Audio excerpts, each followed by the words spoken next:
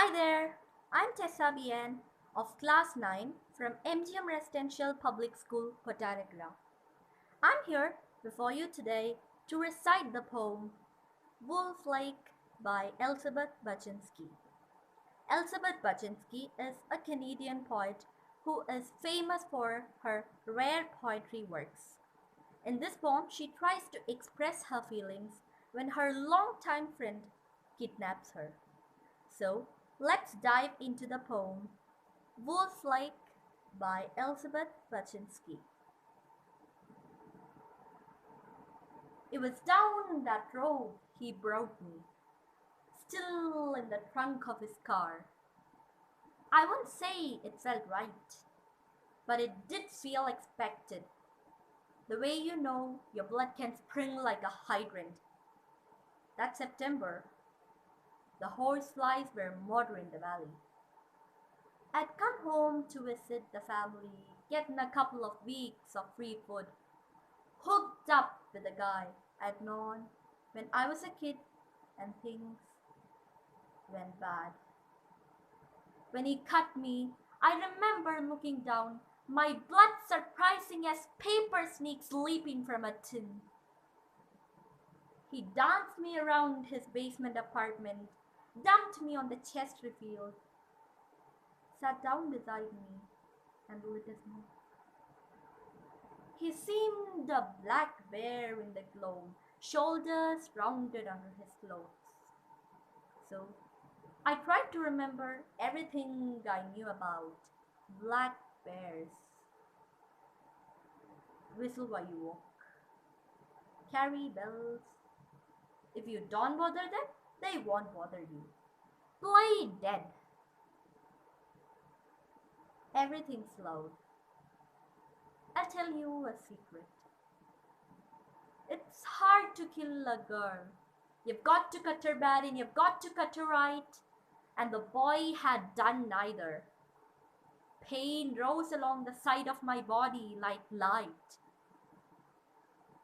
I lay very still while he smoked beside me. This boy I'd camped with every summer since we were 12. The lake, so quiet you could hear the sound of herons skim the water at dusk, or the sound of a boy breathing.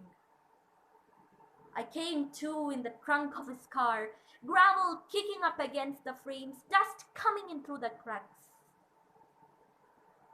It was dark. I was thirsty. I couldn't move my hands or legs. The pain was still around. I think I was tired. We drove that way for a long time before the Chrysler finally slowed and stopped. Sound of gravel crunching under the tires. I could smell the lake, a place where as kids we had come to swim and know we had never be seen. Logs grew up from that lake bed. All those black bonds rising from black water.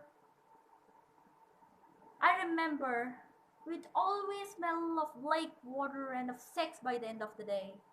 And there was a tape of Patsy Cline we'd always like to listen to on our way out, which is what I thought we'd be doing that September afternoon. That or smoking up in his garage. You know, you hear about the body all the time. They found the body was found, and then you are one.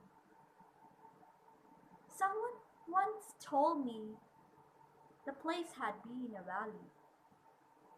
Before the dam, before the town, but that was a long time ago. When the engine stopped, I heard the silver sound of keys in the lock. And then I was up on his shoulders, tasting blood. I think he said my name.